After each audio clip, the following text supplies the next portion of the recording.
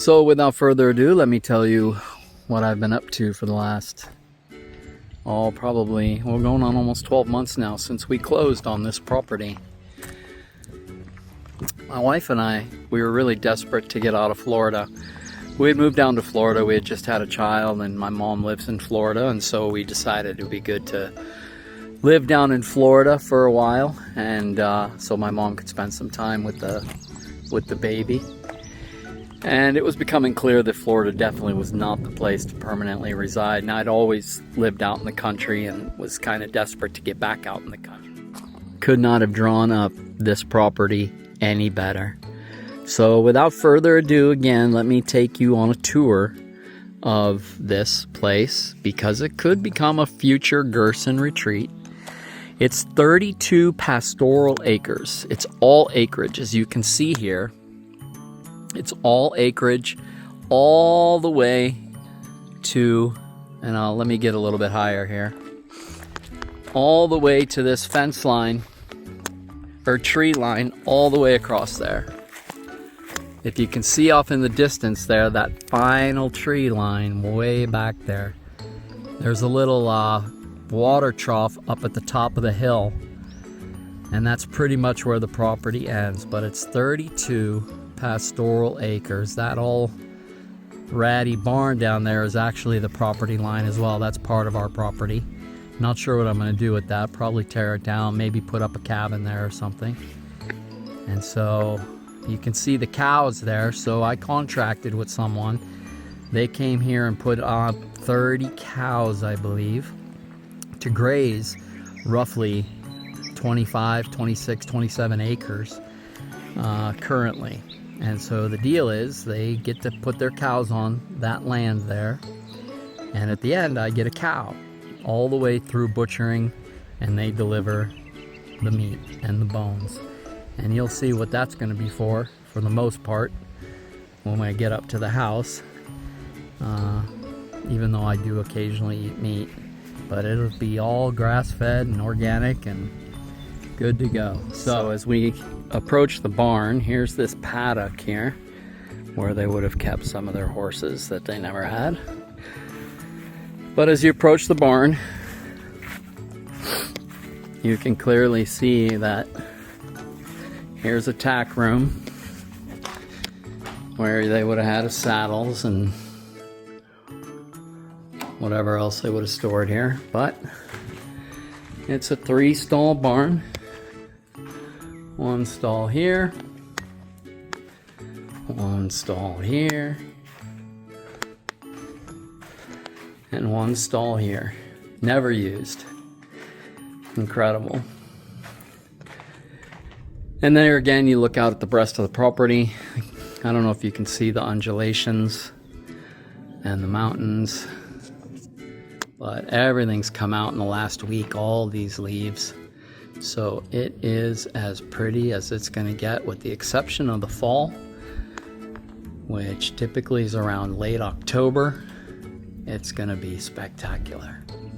So this is the barn.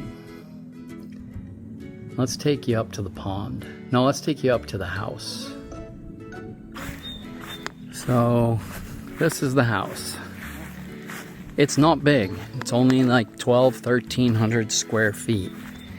Over there you will see we have a chicken tractor that we just built waiting for chickens. You can fit 10 into there, and we will shortly have 5 to 10 hens laying eggs, which I usually feed to the dogs. I rarely eat eggs, almost never. And there you go. And we'll take you back to the orchard shortly. Let's take you over to the pond. Hey. Hey. Hey. That's Ghost. He is about 16 weeks old. Or, yeah, 16 about. We just got him. So, this is our spring-fed pond right off of the house. Okay, so here's the updated garden. There's the apples right there. There. First one's Honeycrisp, the others are Matsui, and they have apples on them. And then here, there's the polytunnel. We'll take a walk into the polytunnel.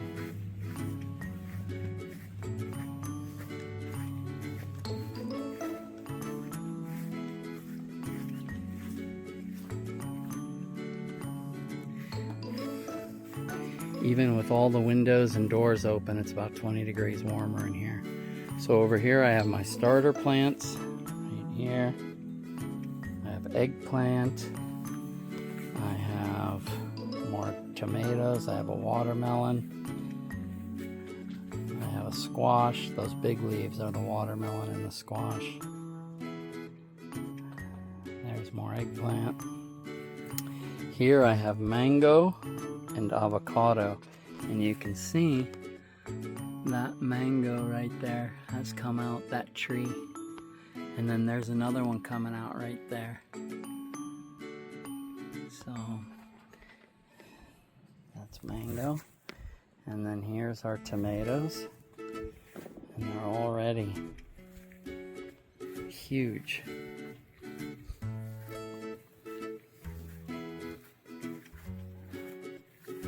Tomatoes, they're already starting to find the fence. There. And then here are peppers, green pepper. There. And they already have peppers on them, flowers, and now they're starting to show their peppers. There. In the corner here I have oregano. Right there is oregano. And then 3 more peppers. And then we'll go out.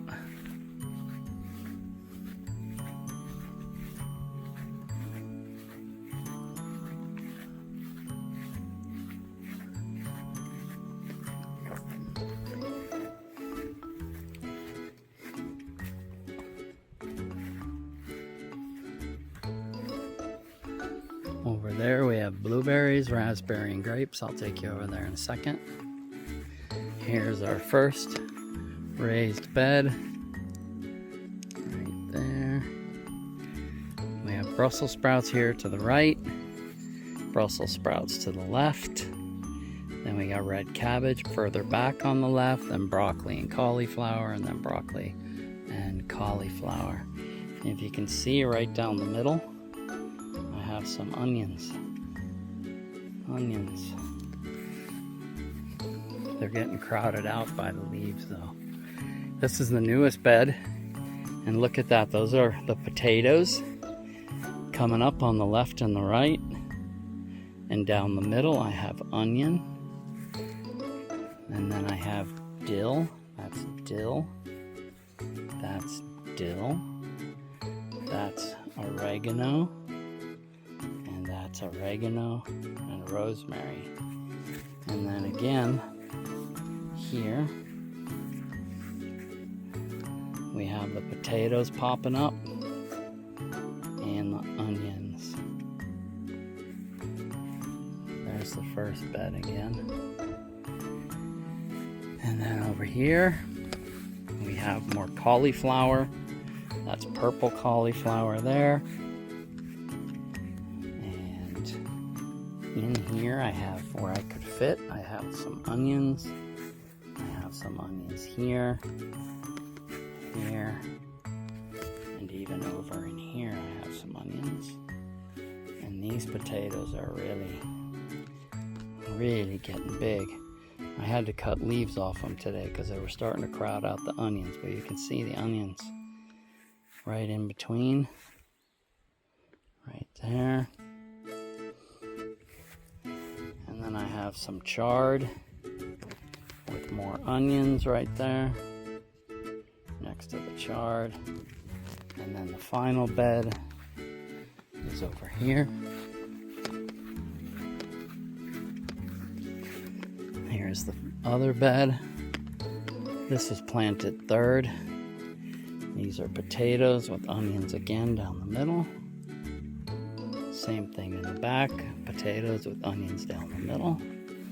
And potatoes with onions down the middle. The onions are supposed to keep the pests away, but that don't seem to be working. And here is an apricot that got killed by a frost, so it'll be back next year hopefully. Here is a nectarine right there. Over here is another nectarine. And you can actually see a nectarine right there. And then there's another little one popping up. A couple of them. So, ooh, there's a spider there. Over here we got peach. There's a peach. And then look at this peach tree. Right there. Look at that. It's incredible. So there's peaches. And then here we have raspberry all the way down. Raspberries. Look at these blueberries. They are coming out. We're gonna have a nice crop of blueberries. Look at that. Incredible. So there's blueberries. More blueberries here. These are called pink dukes. I don't know if the leaves get pink or the blueberries get pink. Here's more blueberries here. All the way down. There's some raspberries further back. And then this is our grapevine of Concord grapes. I'm trying to get them to climb up this trellis, but they're having a hard time, so I'm kind of pinning them down and trying to get them. And so that's it. It's coming along incredible. These have grapes on them, I think, already. They're starting to develop grapes. This is one of our biggest treats. Look at this. These barn swallows last year put their nest right on our front porch, and they hatched eggs twice last year and grew their babies right on our front porch, with all of us just sitting out here enjoying our time sitting on the porch. Look at that. Absolutely no fear of us. All day they just come and go, feeding their babies the insects that they're flying around catching in their mouths. There they go. Absolutely spectacular. And those are the babies probably from last year. It's a family, and they hang out here, and then in the winters they were hanging down at the barn. So this is our view from our house, from our porch, and we just sit out here pretty much off our dead-end road. And that is what we've been doing for the last 2.5 years, since the World Health Organization came and destroyed and censored the Gerson Therapy exclusively around the world. So that time of retrospection and reinventing myself and the Gerson Therapy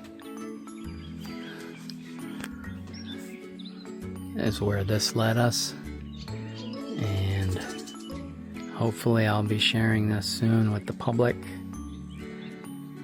while we teach them how to get well on the Gerson Therapy.